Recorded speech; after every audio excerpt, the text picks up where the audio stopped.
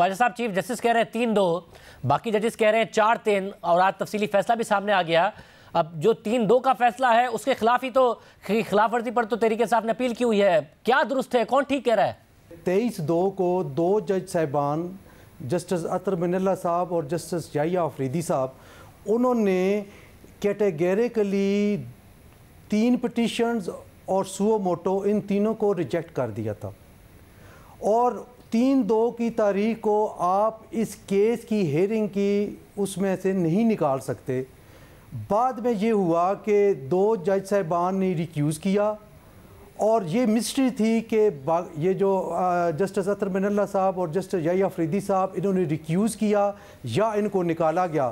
اور آج کا جو ڈیٹیل فیصلہ ہے جسٹس منصور علی شاہ صاحب کا اور جسٹس مندوخیل صاحب کا، اس میں یہ کلیئرٹی آ گئی کہ انہوں نے ریکیوز نہیں کیا تھا بلکہ ان کو نکالا گیا تھا. تو جب اب یہ بھی کویسچن آج چل رہا ہے کہ ٹھیک ہے چیف جسٹس صاحب کا اختیار تو ہے کہ وہ کانسٹیٹیوشن آف بینچز کر سکتے ہیں، لیکن بینچ کانسٹیٹیوٹ ہونے کے بعد کیا کسی جج کو اس کی مرضی کے خلاف بینچ سے نکالا جا سکتا ہے؟ یہ کویسچن بھی آج ارائز ہو رہا ہے.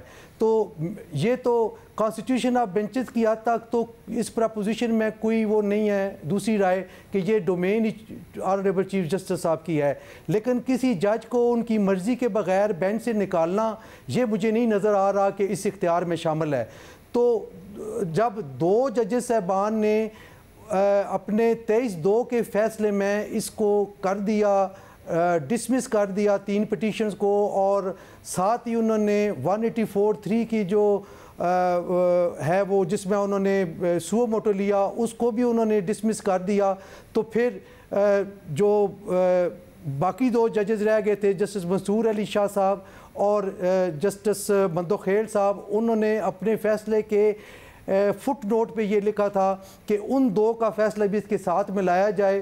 تو یہ پھر 4-3 ہی بنتا ہے میرے حساب سے.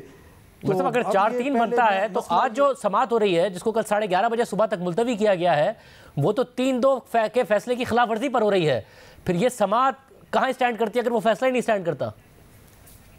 شاہ زیب صاحب، یہ ہے contempt petition against the judgment passed by 5 members bench جس میں 3-2 کا تھا. لیکن اگر ان 4 کو شامل کیا جائے 2 جو پہلے تھے تو پھر 4-3 کا بنتا ہے.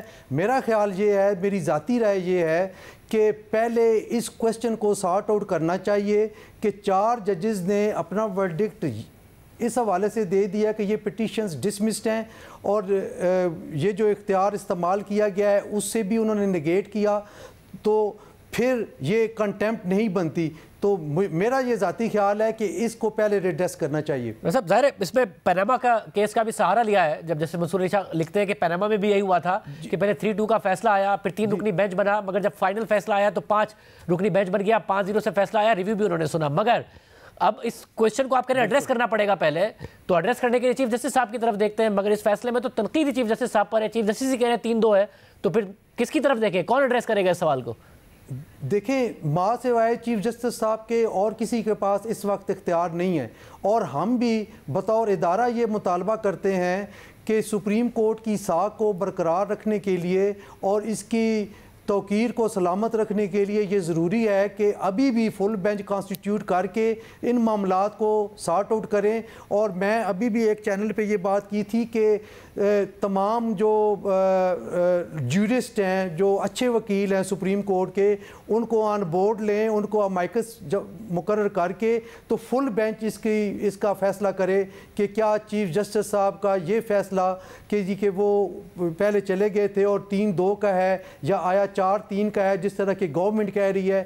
تو یہ اس طرح تو یہ بیچ میں ہی رہے گا. اگر آج یہ 5 رکنی بینچ کوئی فیصلہ اور کرتا ہے تو اس کی سینکٹری جو ہے وہ کس طرح برقرار رہے گی، جبکہ گورنمنٹ یہ کہتی ہے کہ ہم اس لیے ریویو میں نہیں گئے کہ ہماری سمجھ کے مطابق 4-3 کا ہے. اور آج کا جو 2 آنریبل ججز کا جو اختلافی نوٹ کا جو تفصیلی فیصلہ آ گیا ہے اس نے تائید کی ہے گورنمنٹ کے وہ اٹارنی جنرل، اس وقت کے اٹارنی جنرل صاحب اور لا منسٹر کے جو فیصلہ تھا. مگر پھر اگر فل کورٹ بنے تو صرف اس کویسچن کو ایڈریس کرے یا پھر بنیادی برائی پیدا ہوئی وہ 63A کا جو فیصلہ تھا جس میں 2 ججز نے بھی موزز نے کہا تھا کہ تو آپ کانسٹیٹیوشن کو ری رائٹ کر رہے ہیں, دوبارہ تحریر کر رہے ہیں, وہاں سے ساری خرابی پیدا ہوئی. پھر پنجاب اسمبلی, پھر اس کویشچن کو بھی دیکھا جائے, پھر جیسے اسد اللہ نے کہا کہ یہ بھی دیکھیں کہ اسمبلیاں تحلیل درست طور پر بھی ہوئی یا نہیں ہوئی ہیں, کیونکہ پرویز الہی صاحب تو کہتے تھے کہ اراکین نہیں چاہتے کہ اسمبلی تحلیل ہو. اس سب کو دیکھیں, پھر فل کورٹ جو خرابیاں پیدا ہوئی ہیں اس سب کو ایڈریس کریں.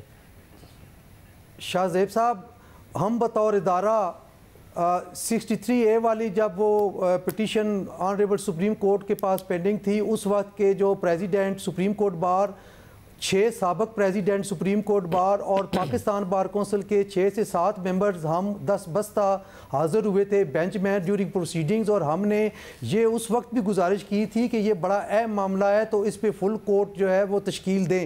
لیکن اس وقت بھی آنریبل چیف جسٹس صاحب نے ہماری اس ریکویسٹ کو ٹرن ڈاؤن کر دیا تھا. ابھی جو یہ پچھلا فیصلہ ہوا ہے, یہ اس میں بھی ہم نے اپنی طرف سے یہی ریکویسٹ کی تھی کہ فل بینچ, اور باقی سٹیک ہولڈرز نے بھی فل بینچ کا کہا تھا, بلکہ ہم ایک سٹیپ اور نیچے آ گئے تھے. ہم نے یہ کہا تھا کہ اگر 9 رکنی بینچ آپ نے رکھنا ہے تو اوپر والے جو 9 سینئر ججز ہیں یہ کر لیں. اور یہ first time Pakistan bar council نے یہ مطالبہ کیا تھا کہ سینئر 9 ججز کو اگر رکھ لیں گے تو کم از کم یہ جو اب انگلیاں اٹھ رہی ہیں یہ نہ ہوتی.